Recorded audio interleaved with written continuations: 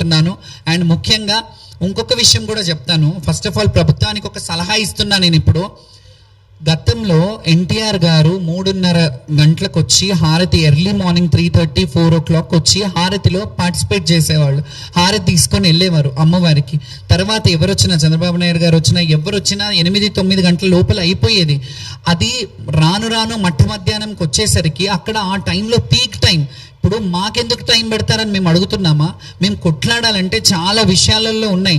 మేము సామరస్యంగా మాట్లాడుతుంటే మీకు ఎప్పుడు నేను పోలీసు వాళ్ళని తిడుతున్నాను, గవర్నమెంట్ని తిడుతున్నాను అని అంటున్నారే కానీ మా బాధ ఏంటి, మా ఆవేదన ఏంటి అని ఒక్కసారైనా అర్థం చేసుకొని కూర్చోబెట్టి మాట్లాడుతున్నారా? ఏదో మాట్లాడుతున్నారు, నామమాత్రానికి వదిలేస్తున్నారు. ఇప్పుడు నిజంగా చెప్తున్నాను, నాకు జరిగిన అవమానం మీద తీవ్రంగా ఖండిస్తున్నాను. ఇది ప్రభుత్వం ఖచ్చితంగా చర్యలు తీసుకోవాలి ఎవరి మీద అయితే చేస్తున్నారో.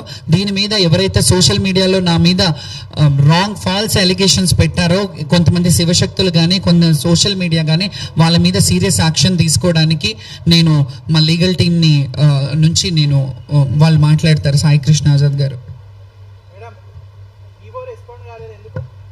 ఏంటండి అది మీరు అడగాలి కదా ఈవోని క్వశ్చన్ చేయాలి. మీరు రెస్పాండ్ అవ్వాలా, మంత్రి గారు రెస్పాండ్ అవ్వలేదని మీరు అడుగుతున్నారు క్వశ్చన్. అది మీరు వాళ్ళని అడగాలి. వాళ్ళు ఎందుకు రెస్పాండ్ అవ్వట్లేదో మాకు కూడా అర్థం కాలేదు. ఎందుకంటే వాస్తవానికి అక్కడ జరిగిన ఈవో అధికారి ఎవరైతే ఉంటారో వాళ్ళు రెస్పాండ్ అయ్యి ఇలాంటి కాదు అని చెప్పి మమ్మల్ని ఏమైనా మాట్లాడాలి. మాకు మారుబోనం చేపిస్తాను, జోగు బోనాలు చేసుకుంటాం, మేము మాకు అసంతృప్తిగా ఉన్నాము, మళ్ళీ మారుబోనం చేస్తాము, మళ్ళీ అమ్మవారిని సంతోషంగా వేడుకుంటాము, రాష్ట్రం బాగుండాలని చాలా మంది ఏడ్చుకుంటూ పోయారు. ఇది రాష్ట్రానికి మంచిది కాదు అనే మాట నేను చెప్పాను. నిజంగా మంచిది కాదు. ఎందుకంటే మేము నిన్ననో మొన్ననో ఇట్లా పుట్టగొడుగులాగా పుట్టిన వాళ్ళం కాదు. మేము ఎన్నో ఏళ్ళుగా మా జీవితాన్ని దీనికే అంకితం చేసిన వాళ్ళం కాబట్టి మా నోటి నుంచి ఏదన్నా అంటే అది మంచిది కాదు అనే మాట అనడంలో తప్పేముంది? మీరు సరి చూసుకోండి, మీరు చేసిన తప్పిదాలు సరి చూసుకోండి అని అన్నాను. నేను ఎక్కడ ప్రభుత్వాన్ని ఇది చేయలేదు కదా. మీరు ఎందుకు దాన్ని రాంగ్గా పోర్ట్రే తీసుకుంటున్నారు, రాంగ్గా ఇచ్చేస్తున్నారు? వాళ్ళు సంజాయిషి ఇవ్వాలి. అలాగే మారుబోనం కూడా జోగినీళ్ళ బోనాలు చేపిస్తాను అని అన్నారు.